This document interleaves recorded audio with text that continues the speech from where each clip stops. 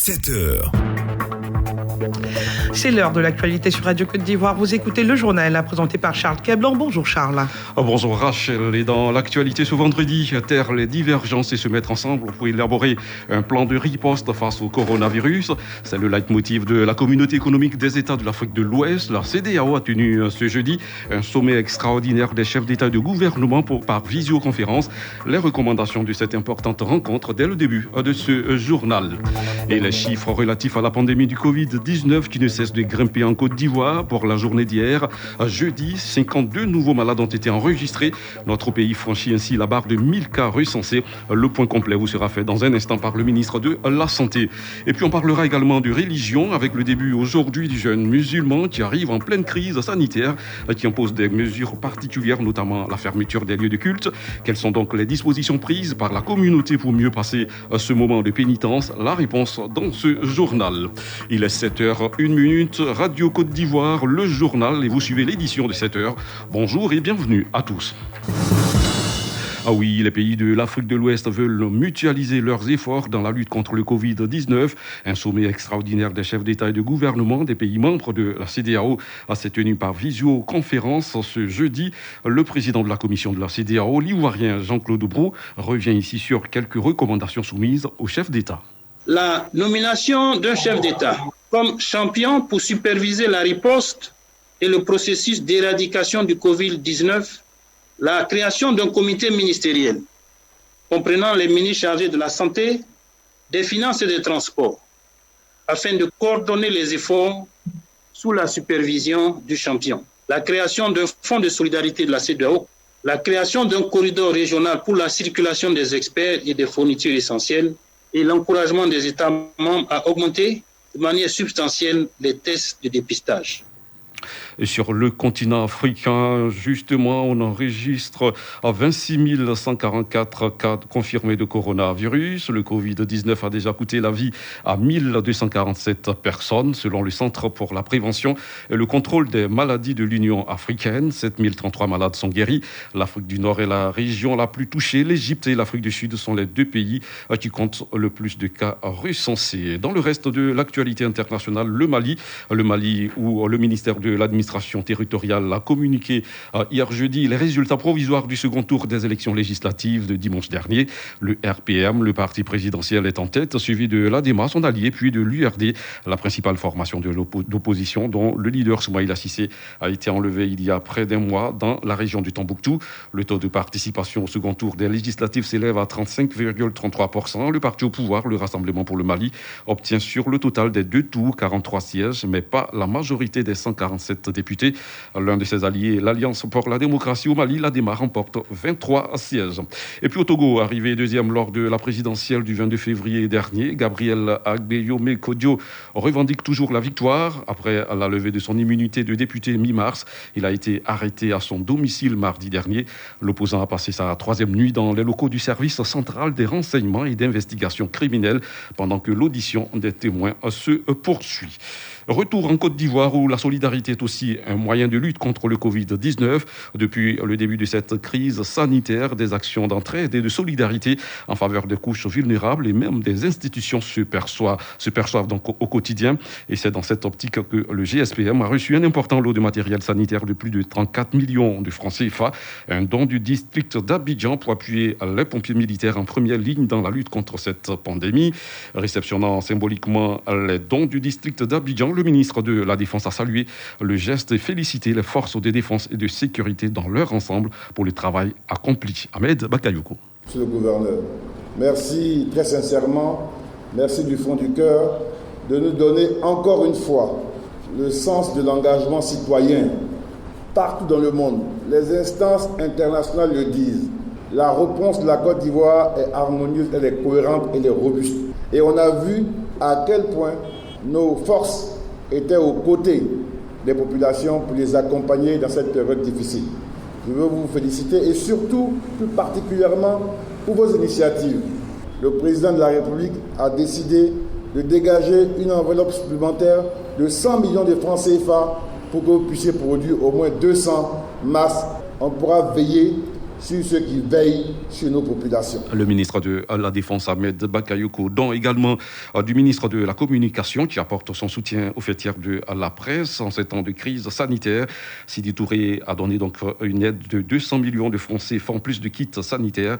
La cérémonie de remise a eu lieu hier jeudi à son cabinet. Le ministre de la Communication qui a félicité et remercié les acteurs de la communication pour leur contribution dans la lutte contre le coronavirus. Sidi Touré. Je voudrais profiter encore une fois de plus de cette occasion pour rappeler l'importance du rôle des acteurs de la communication et des médias que vous êtes dans la diffusion des informations de sensibilisation auprès de toutes les couches de la population.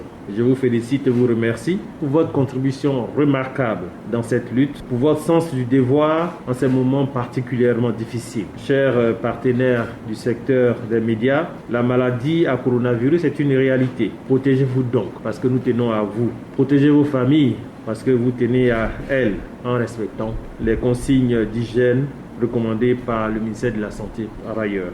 Les fêtières de presse ont exprimé leur reconnaissance pour le geste. Toutefois, ils sollicitent l'appui du ministre de tutelle donc pour le renforcement de leur trésorerie. Leur porte-parole est Patrice Yao du GEPSI. 200 millions de francs CFA, certes, c'est beaucoup d'argent. Monsieur le ministre, les organisations professionnelles du secteur de la presse voudraient vous prier de continuer à défendre notre cause en travaillant à renforcer cette enveloppe qui devrait pouvoir soulager un tant soit peu notre trésorerie. Merci également pour le fonds de 41 milliards pour le secteur donc, des PME. On aurait bien voulu, monsieur le ministre, à d'autres occasions, en accord donc avec vos différents services, voir comment est-ce que le secteur des médias ou nos différentes organisations pourraient être éligibles au niveau donc de ce fonds de soutien. Les organisations professionnelles comptent sur vous et vous font entièrement confiance dans cette période difficile que vit la Côte d'Ivoire.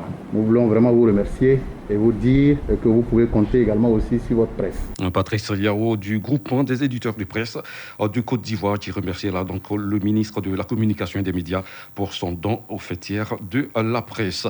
Action de solidarité qui doit se renforcer, se consolider face à la maladie qui ne cesse de progresser en Côte d'Ivoire. Hier jeudi, notre pays a enregistré 52 nouveaux malades du Covid-19. La barre de 1000 malades est désormais franchie.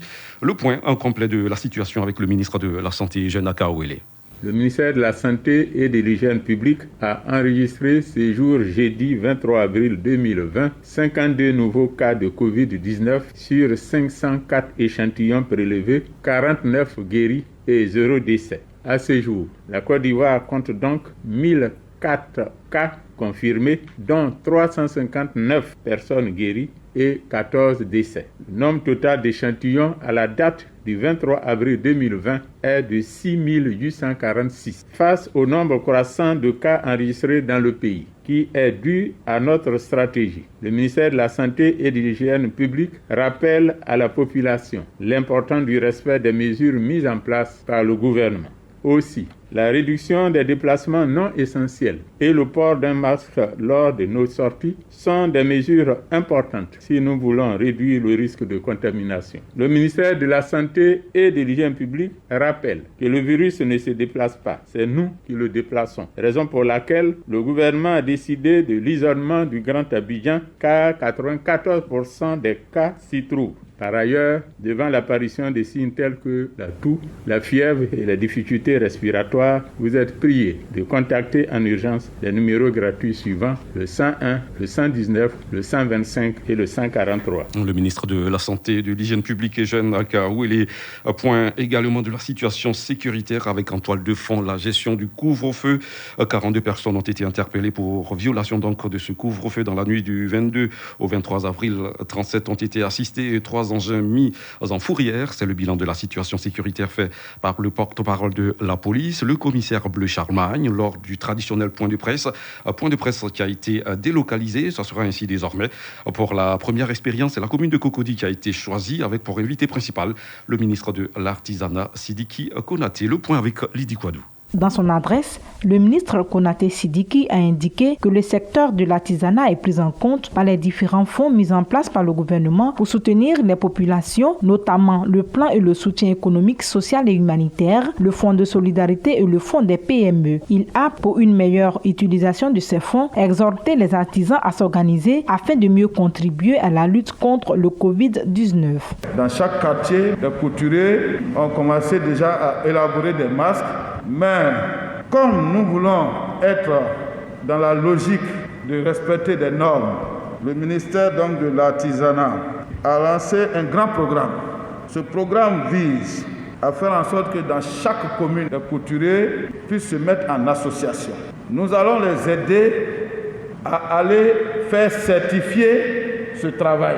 Parce que les masques, ça doit obéir à des mesures de sécurité. Donc, il y a une société qui est en charge des normes, qui doit pouvoir donner un agrément avant d'en commander pour une production massive.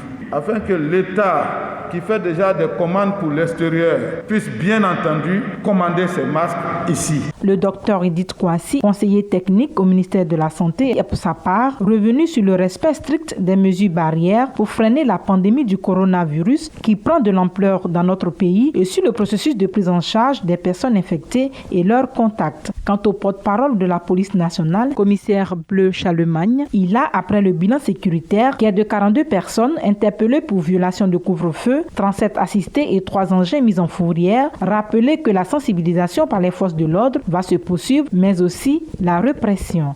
Le ministre des Ressources animales et halieutiques était, lui, sur le terrain. Dosso Moussa a visité l'abattoir d'Abidjan-Port-Boué. Il a exhorté les travailleurs de la boucherie au respect des règles barrières dans la lutte contre le Covid-19. Dosso Moussa a demandé aux bouchers et à leurs clients le port du masque. Il était accompagné dans cette visite par le gouverneur du district d'Abidjan et le maire de Port-Boué.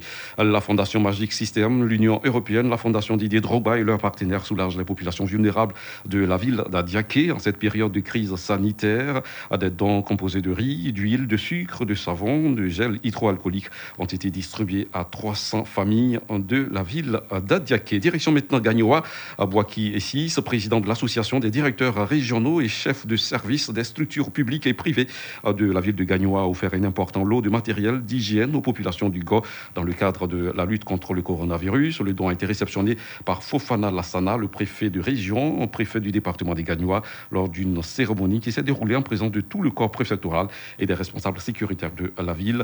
Boaki Essis explique ici le sens de son geste. On s'inscrit dans l'appel du gouvernement à soutenir tout le monde dans la lutte contre le Covid-19 qui est une pandémie. Il faut bouter hors d'état de nuit. La liste des dons se compose de seaux robinets, de seaux ordinaires, de cache-nez, des gants, des paires de gants médicaux, des savons liquides, des poubelles, du carburant pour soutenir les patrouilles des forces de l'ordre. Aux fonctionnaires de l'État, c'est la solidarité, l'union et la synergie d'action pour que nous puissions bouter hors d'état de nuit cette pandémie de la Côte d'Ivoire.